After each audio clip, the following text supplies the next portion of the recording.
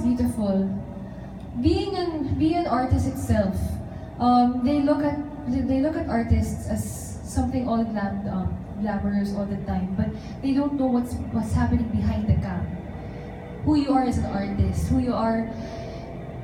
Yun nga, sabi ko, if you do not have a strong foundation when you entered showbiz, when you aren't strong enough, you can't really parang live the everyday showbiz life eh. So that for me is something strong is beautiful, about knowing yourself better than anyone else, about not letting anyone dictate who you are, about having the right mindset about things, about your decisions, about who you are as a person. That is strong for me, and that is beautiful. Can you tell us about your shoot? Yes. Okay, kwento ko yung Australia trip. Yeah. Sa muna ko magkwento, okay, magkwentuhan tayo. It all started, I left here, I was out for 7 days ata, 7 days. Tapos, Manila, Sydney, Adelaide. Yung base nung pinaka-team was at Adelaide, South Australia. When I came to Adelaide, it was my first time going to Australia.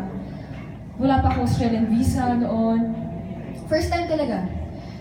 It was something new for me.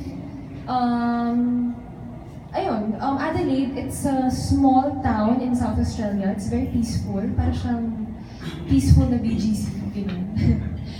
Tapos, I did the fittings on the first day. I met the whole production team. I met the client. I met the directors. And it surprised me. When I went to the room, I was the only Filipina girl. I was the only Filipina women. All of them, they were all from Spain. They were all from the production. I'm talking about the production, the directors. They're all from different countries. From Spain, Malaysia, Singapore, Canada, US. Parang, I asked them if they were all based in Australia. Kasi syempre, yun yung isipin mo, baka team to ng production in Australia. No doubt. They all flew in weeks ago just to do the commercial. So parang ko, wow. Grabe guys. Parang, tapos lahat sila, parang iniintay na lang yung dumating ako for them to start. Parang ko, wow. Parang, yun yung point na parang shocks. This is really big. This is really something big. For them to put on this much budget, to put everyone in that place all together, it's something really big. So everyone was so nice. Their working conditions was very different from ours. They were all so good. They were all like the best of the best. And they've done the commercials of Selena Gomez. Marami na. Like my hairstylist.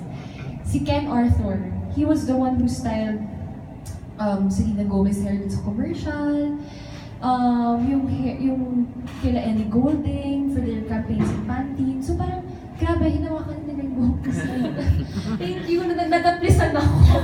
Alam mo yung ganong feeling.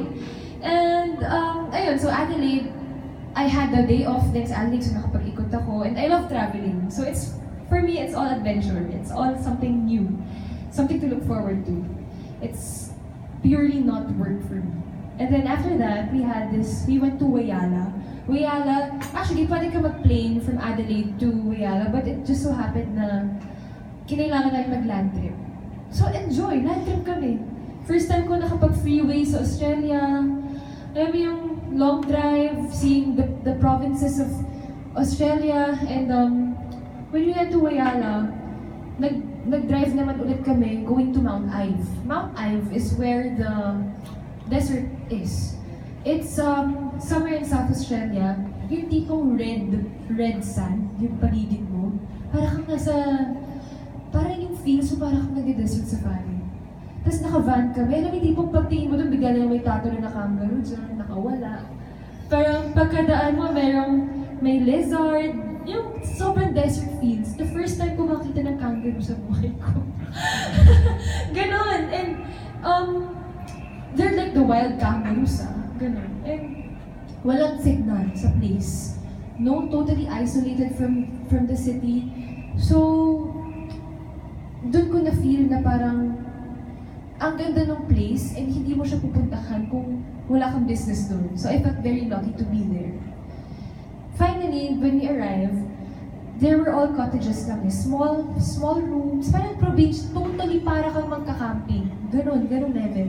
So they provided an RV for me. RV na para doon kami maliligots, whatsoever.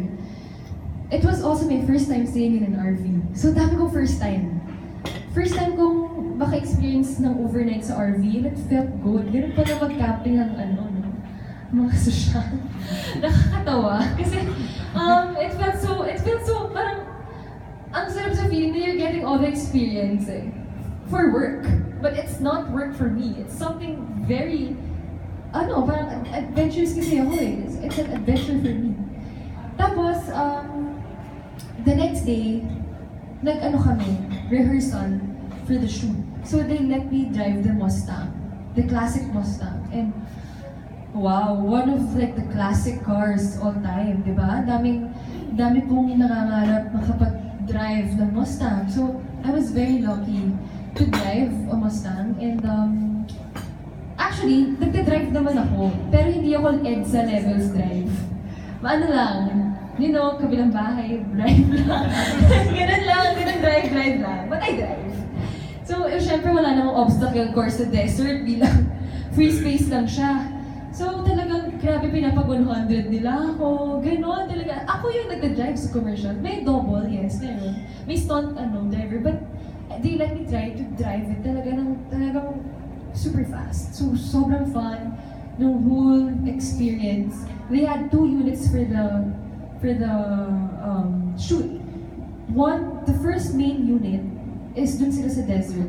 The desert is so big, parang crystals yung nasa floor niya. Salt, literal salt, pero kumikinang. Ganon siya kaganda. And